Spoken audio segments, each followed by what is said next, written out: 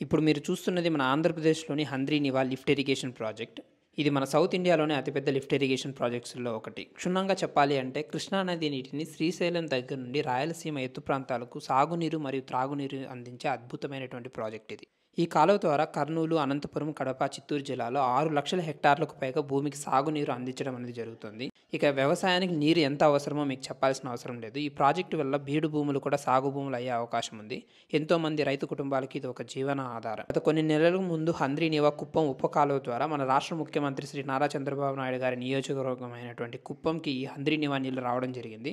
ఇక్కడ ఉన్నటువంటి చాలా చెరువులకు కూడా ఈ నీటిని నింపడం జరిగింది. ఈ ప్రాజెక్టు పూర్తవడానికి పనిచేసిన ఇంజనీర్లకు, కాంట్రాక్టర్లకు, వర్కర్స్కు మరియు ఈ ప్రాజెక్టుకు భూములు ఇచ్చి సహకరించిన ప్రజలకు, పూర్తి చేసినటువంటి ఏపీ ప్రభుత్వానికి నా కృతజ్ఞతలు. ఈ నీటిని వాడుకునే వారికి నేనేం చెప్పాలనుకోవట్లేదు. కానీ బయట కాస్త ప్రపంచాన్ని చూశాను కాబట్టి ఇలా ఉంటే బాగుంటుంది అన్నది నా అభిప్రాయం మాత్రమే. ఎంతో కష్టపడి వందల కిలోమీటర్లు ప్రవహించి వచ్చినటువంటి నీటిని ఎప్పుడు వృధా చేయకూడదు. కావలసినంత మాత్రమే వాడుకోవాలి. కృష్ణమ్మ నీరు దైవంతో సమానం. ఈ నీటిని కాలుష్యం చేయకూడదు. ఎక్కడ కానీ కెమికల్స్ కలిసినటువంటి నీటిని ఇందులో వదలడము, చెత్తా చెదారం లాంటివి వేసి నీళ్లు ప్రవహించకుండా చేయడము, ఎక్కడా కూడా కాలువలకి కన్నాలు లాంటివి పెట్టకూడదు. ఇలాంటివి చేయకుండా ఉంటే ఈ ప్రాజెక్ట్ అనేది ఈ రోజుటికి నెక్స్ట్ 100 సంవత్సరాలకు కూడా ఇలాగే పచ్చగా ఉండాలని మనస్ఫూర్తిగా కోరుకుంటూ థ్యాంక్ యూ.